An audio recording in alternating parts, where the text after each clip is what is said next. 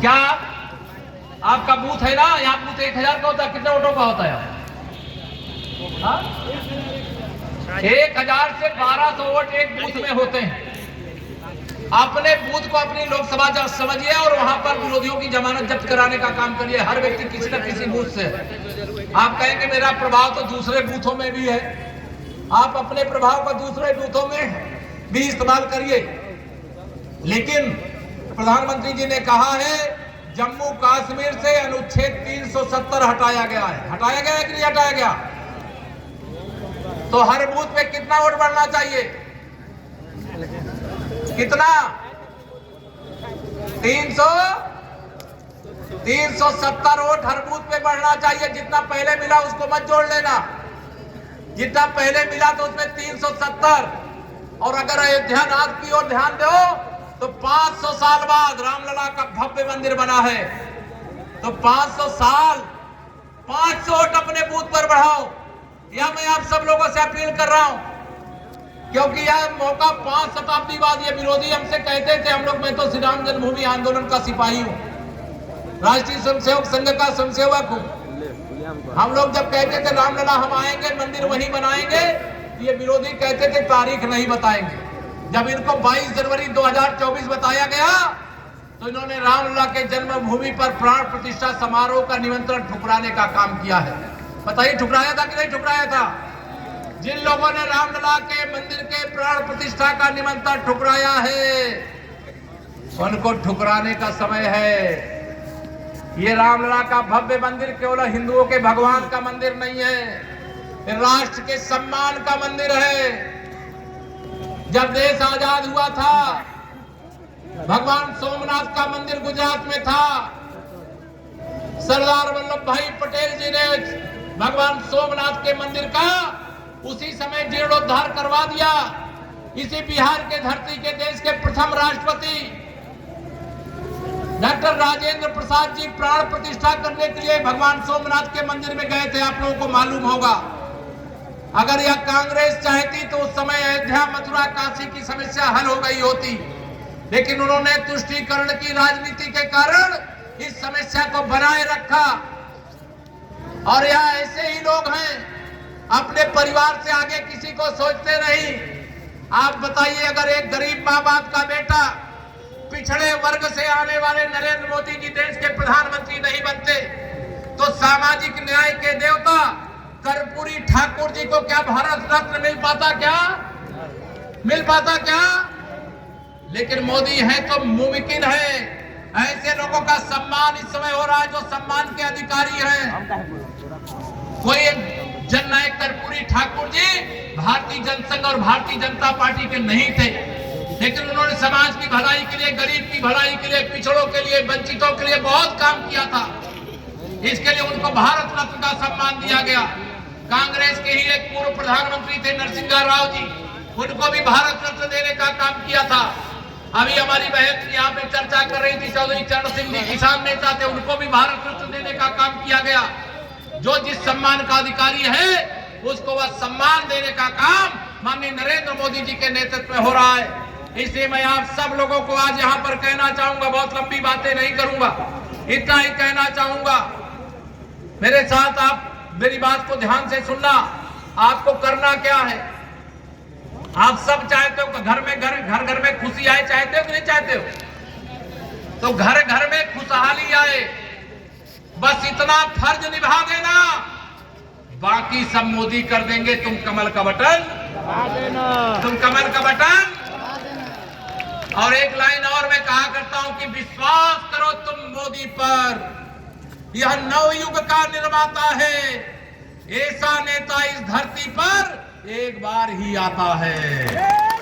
यह युग निर्माता है, गरीबों के उज्जवल भविष्य का निर्माता है, महिलाओं के सशक्तिकरण के पथ पे बिखरे हुए कांटे को हटाने की गारंटी देने वाला है, सुशासन और विकास के पथ पर देश को आगे ले जाने वाला है। अगर देश हमारा 100 साल आगे जाएगा तो क्या गरीबी हमारे साथ रहेगी? क्या गरीबी 100 साल पीछे चली जाएगी।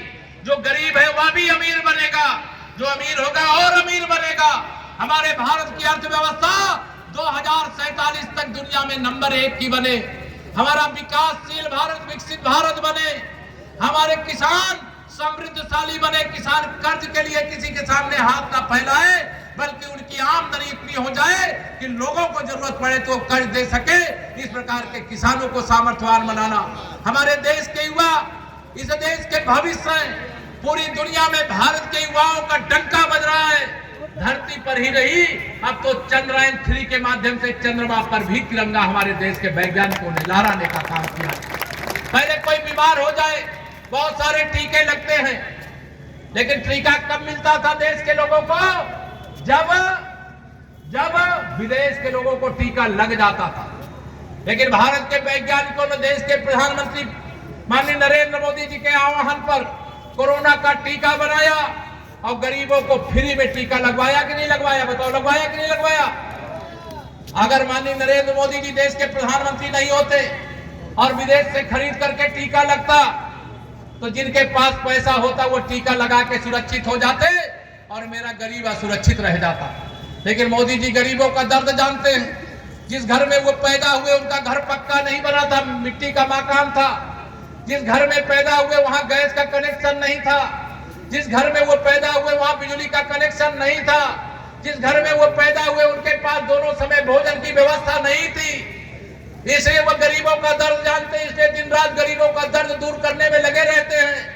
विरोधियों के लिए सत्ता पा जाने का मतलब होता है सत्ता का सुख भोगो, लेकिन मेरे प्रधानमंत्री का सत्ता प्राप्त करने का मतलब है देश और देशवासियों की सेवा में अपना पल पल समर्पित कर दो। एक भी दिन की छुट्टी लिए बगैर जो देश की सेवा में समर्पित रहता है, ऐसे नेता का नाम माननीय नरेंद्र मोदी जी है। उन्होंने आज के तिथि में जब उनका संबोधन आप सुनोगे तो ये नहीं कहते कि हे मेरे भाइयों बहनों, वो कहते हैं मेरे परिवारजनों।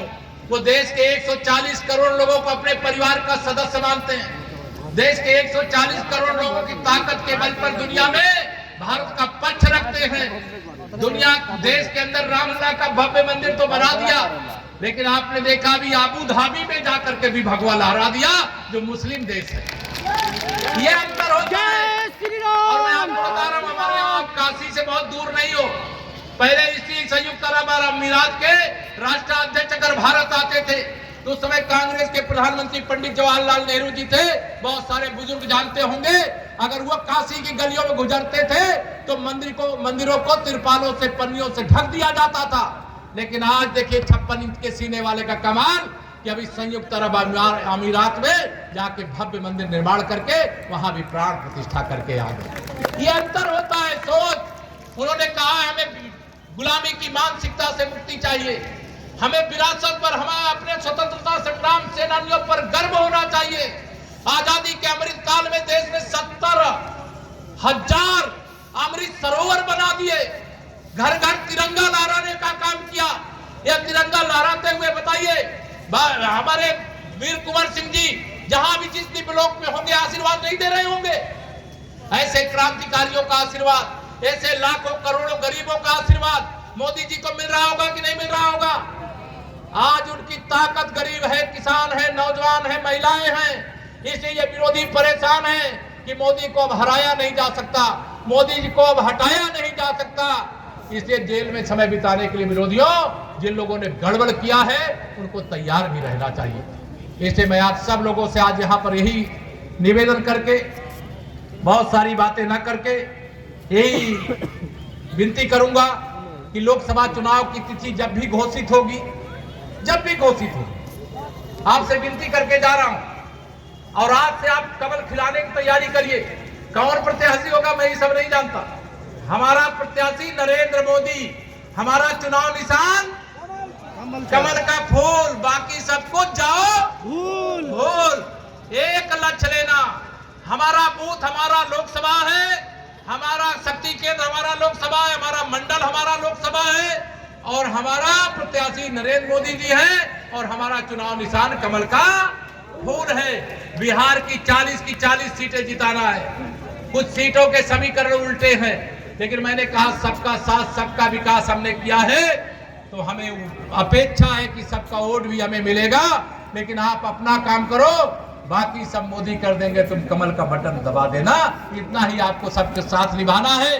मैं इतना ही निवेदन करके दूंगा अपनी वाणी को विराम। जरा दोनों हाथ उठा करके जरा बोलिए जय श्री राम, जय श्री राम, जय श्री राम, जय श्री राम, जय श्री राम, जय श्री राम, सीता मैया की जय। मैं आजकल एक मेरे बातचीत में से निकल जाता है, मैं नहीं जानता क्यों निकल जाता है।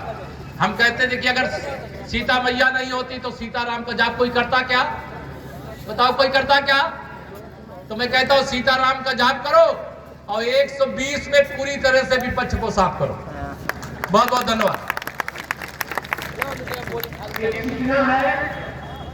शाहबाद क्लस्टर बैठक में जो भी बंधु प्रतिनिधि आए हैं उनसे निवेदन है कि वो अपने बैठक स्थान पर चले जाएंगे। इसके पश्चात धन्यवाद ज्ञापन मिथिलेश कुशवाहा जी करेंगे।